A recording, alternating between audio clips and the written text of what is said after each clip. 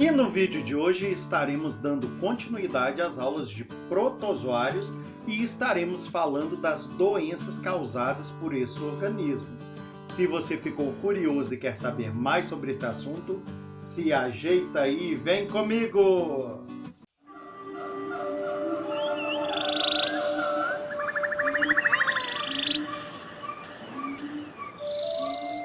Seja bem-vindo ao canal Biologia e Tal. Eu me chamo Daniel Fernandes, sou fisioterapeuta e também professor de biologia. E no vídeo de hoje estaremos falando sobre as protozooses, hein? Se você gostou desse assunto, já deixa aí aquele like e assista esse vídeo até o fim, porque aqui neste canal sua bio é mais divertida e informativa. Bem, pessoal, e no vídeo de hoje daremos início às aulas de protozoose. Como nós vamos falar de diversas doenças, estarei dividindo essas aulas em vários vídeos, combinado? E a primeira protozoose que nós vamos falar é de uma protozoose causada por um protozoário flagelado, beleza? Mas para falarmos dessa protozoose, primeiro vamos relembrar o que é um protozoário flagelado. Então vamos lá. Características básicas então de um protozoário flagelado. Então, primeira característica, óbvio, ele possui flagelo para sua locomoção. É uma organela de locomoção, então, que nós estamos falando. Ele vai ser heterótrofo, precisa se alimentar, né? Vive em ambiente aquático, vários deles são parasitas, ok? E eles se reproduzem assexuadamente, tipo as bactérias. Vocês lembram quando nós falamos das bactérias ou não? Se você não lembra, eu já vou deixar aqui um link para você ser redirecionado às aulas de bactérias também, combinado? Então vamos lá. Então é por divisão binária, ou também conhecida, né, ou chamada de cisciparidade. Aqui nós temos um exemplo de um protozoário flagelado. Tranquilo? Vamos lá. A primeira doença é uma doença muito conhecida aqui no Brasil, né, gente? É a famosa doença de Chagas. Então vamos entender essa doença. Primeiramente, ela é causada, né, por um parasito heteróxeno. O que é isso? O ciclo de vida dele vai ocorrer em mais de um hospedeiro. Nesse caso aqui, esse carinha vai utilizar um vertebrado e um invertebrado nesse ciclo, certo? Sendo que o vertebrado pode ser o homem ou outros mamíferos. Já o invertebrado vão ser os triatomíneos, ou conhecidos como barbeiros. Tranquilão até aqui? Vamos lá. É o seguinte, gente. Por que começou a acontecer essa doença, né? Doença de Chagas? Vamos entender um pouquinho a história? Olha aí, nós estamos vendo uma casa, a famosa casa de pau a pique, né? Aquela casa que ela é construída com madeira, passa-se o barro nela e o telhado é feito então de palhas. Essa casa, com certeza, foi construída em um ambiente rural, em um ambiente que anteriormente era um ambiente silvestre, né? Aí não tinha casa, não tinha nada. Então o ser humano chegou, invadiu esse espaço, esse terreno e fez esse tipo de construção. Então, com isso, gente, o que aconteceu? O ser humano invadiu o espaço que antes era desse carinha, desse triatomínio. Então, na verdade, a culpa do ser humano ter a doença de Chagas não é do barbeiro, não, gente. A culpa é do próprio ser humano, que destruiu o habitat desse triatomínio. Antes, o ciclo que acontecia era só o silvestre. Agora, só lá no meio do mato, né? Agora não, agora também os seres humanos que estão indo para lá também são afetados. E o carinha é esse aí, ó. É esse barbeiro, tá certo? Que é o responsável. Como nós invadimos a casa dele, o que esse carinha fez? Ele teve que sair das tocas, dos locais onde ele se abrigava, e teve que procurar uma moradia para ele. Quer um lugar melhor do que uma casa dessa? Olha só quantas fendas existem nessa casa. Esse carinha aí, então, entra numa dessas fendas aí, ou na própria palha ali, e fica lá de boa, começa a morar ali, tá? Então, esse cara, nós temos que entender também que ele, ó, faz o repasto dele é só à noite. Então, ele vai sair à noite para... Aí, o que acontece? O ser humano vai estar aí, vai estar no caminho dele, entrou no caminho, virou rango. Eu fui feito para comer. Beleza? Olha só.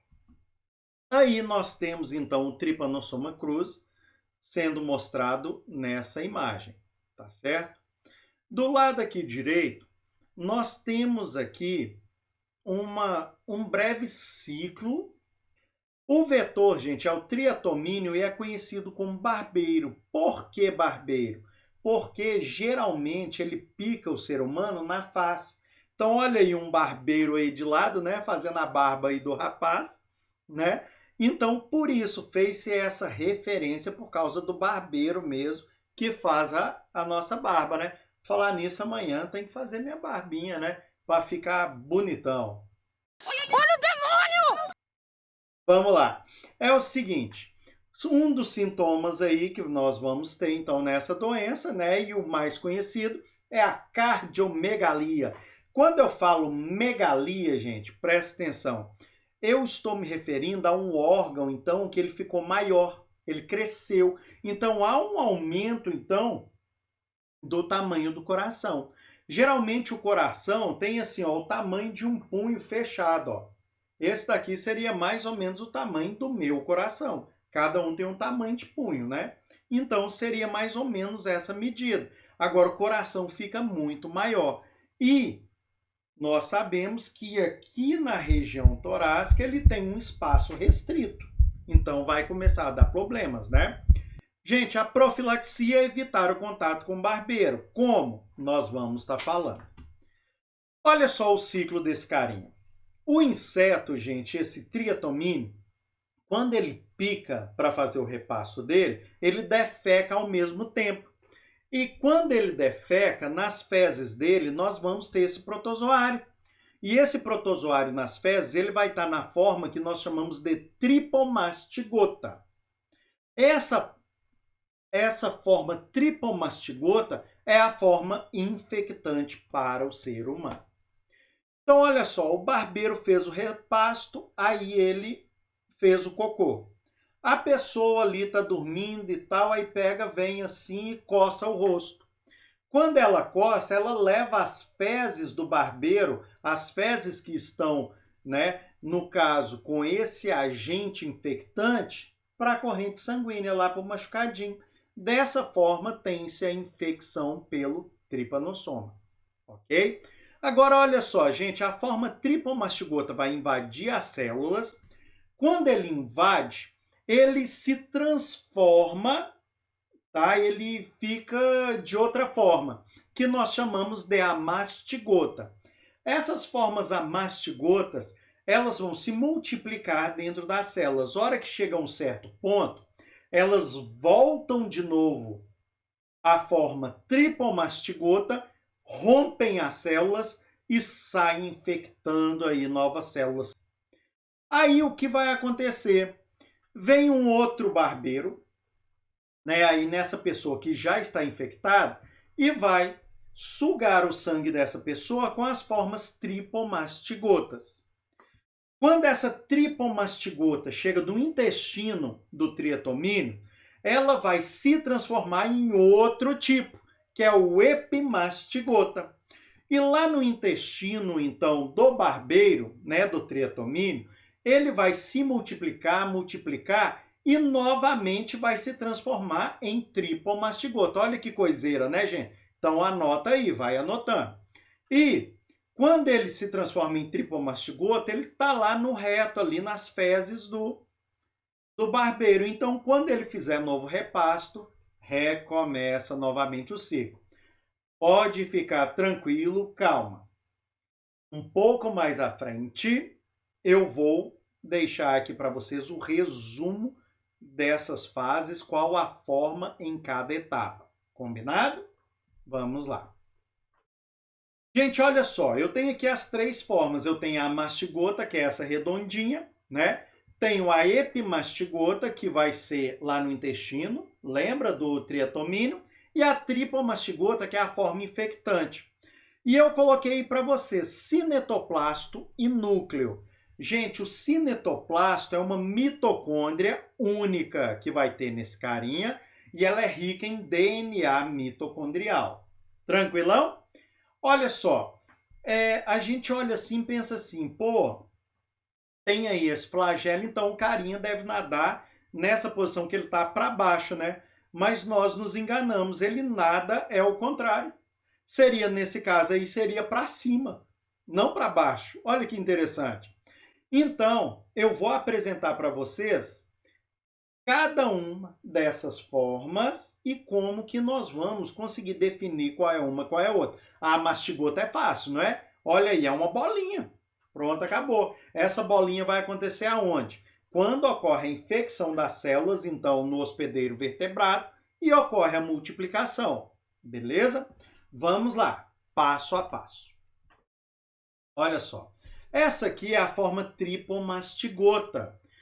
Essa forma é a extracelular. Nós vamos encontrar ela nas fezes do hospedeiro invertebrado, no sangue do hospedeiro vertebrado. Beleza? Ela tem uma forma alongada, cinetoplasto posterior ao núcleo e o flagelo circunda a membrana ondulante. Vou explicar. Cada setinha aí vai representar uma coisa. Olha aqui, me acompanha aqui. A setinha preta é o cinetoplasto. A seta vermelha é o núcleo desse carinha. A setinha azul é a membrana ondulante. E a setinha verde é o flagelo. Então, vocês estão vendo que o cinetoplasto está lá na pontinha, então ele é posterior ao núcleo. A região anterior desse cara é o flagelo. Beleza até aqui? Olha só, se vocês ficarem com alguma dúvida, gente, deixa aí nos comentários. Combinado? Vamos lá. Olha aqui. Nós temos uma outra forma aqui, que é a forma amastigota. Essa forma ela é intracelular, igual eu expliquei para vocês, quando ele entra na célula. Então, é encontrado no interior das células musculares e nervosas do hospedeiro vertebrado. Ela é arredondada ou oval. Tem um flagelinho aí bem curtinho e ela não se exterioriza, tá? Ela fica só intracelular. É o seguinte, ela vai estar lá dentro, então, das células, lá dentro mesmo. Ela vai se transformar novamente em tripomastigota para depois romper a célula e infectar novas células. Beleza? Vamos lá. Aqui nós temos o hospedeiro invertebrado e dentro desse carinha nós vamos encontrar a forma epimastigota no tubo digestivo e a tripomastigota no reto dele, certo? E também durante a ingestão. Então, deu tempo ali do tripomastigota ser ingerido por ele, chegou no tubo digestivo, já mudou. Beleza? A forma epimastigota, então, gente, olha aí, ó, essa forminha alongada, ela tem um cinetoplasto junto ao núcleo. O flagelo vai se estender aí, ó, da extremidade anterior. Essa aí é a base do flagelo, então o flagelo está aí indo para cima. Perfeito até aqui? Vamos lá. Aqui, então, gente, só mostrando para vocês a direção que ele nada. No caso da doença de Chagas, nós vamos ter apenas três formas: amastigota, epimastigota e tripomastigota. Essas outras formas aí nós não vamos ter presentes aqui nessa doença, beleza? Resumindo tudo isso para vocês, é hora de pegar caneta, papel e se preparar. Vamos lá. A fase extracelular, então, é o tripomastigota, como eu já falei, ele está no sangue. Esse estágio aqui, gente, evolutivo, ele vai acontecer na fase aguda. Então, aí, você vai encontrar muito desse carinha na fase aguda da doença. ali no início da doença, né? A mastigota é a forma intracelular. Então, ela não vai ter organela de locomoção, né? Pouco citoplasma e núcleo grande. Nossa, gente, quase quebrei a língua. Vamos voltar. Vamos lá. Então, nós vamos encontrar ela, tá? Então, na fase intracelular, ela tem um núcleo grande. Está presente na fase crônica da doença. E a epimastigota é encontrada no tubo digestivo do vetor. Não é infectante para os vertebrados. A forma infectante, nós estamos falando, é a tripomastigota. Beleza?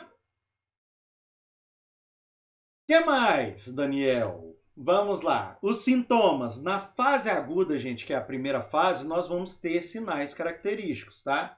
Olha só, manifestação no local da picada, edema bipalpebral, unilateral, tá? Maioria dos pacientes assintomáticos. Esse aí que eu vou mostrar para vocês, essa imagem, é o sinal de Romanin. É, então, esse edema, então, unilateral. Beleza? O que mais, Daniel? Vamos lá. Fase crônica, assintomática, gente. Quando a pessoa não apresenta nenhum sinal e sintoma. Olha só. Após a fase aguda, a maioria das pessoas permanece assintomática por 10 a 30 anos. Você acredita nisso? Que loucura, né? Que loucura! Então vamos lá. Esse período é denominado fase crônica latente, ou seja, está lá quietinho, aguardando, tá? Não há manifestações dos sintomas, certo? E, olha só, o parasita pode ser detectado mesmo assim por exames sorológicos. Beleza? Vamos lá. Na fase crônica sintomática, gente, é onde vai acontecer o desenvolvimento dos sintomas, né? Olha os clássicos aí, ó. Nós temos a cardiomegalia, que é clássica, né? Todo mundo fala, pô, a doença do barbeiro que faz o coração crescer. Então isso é falado aí, né? As pessoas mais antigas falavam dessa forma. Nós temos também, gente, o megaesôfago. Esôfago é aqui, ó, onde passa a sua comida, né? Atrás da traqueia. Então você mastiga, come, a comida desce pelo esôfago. Então o esôfago também pode ficar maior, tá? E é só isso? Não! Megacólon. O cólon, gente, é a região, então, do intestino grosso. Vou mostrar para vocês. Então, nós temos aqui a cardiomegalia, ou seja, aumento do coração, né?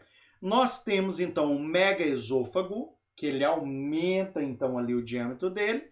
E temos aí, então, o megacólon, que faz a barriga ficar dessa forma aí.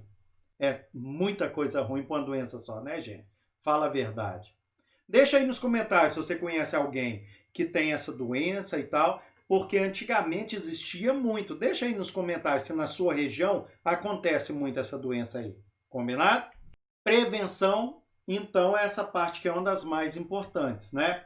Educar a população é óbvio, né? Ensinar, falar sobre a doença, erradicar as casas de pau a pique, daquele tipo de casinha que eu mostrei lá no início do slide, né?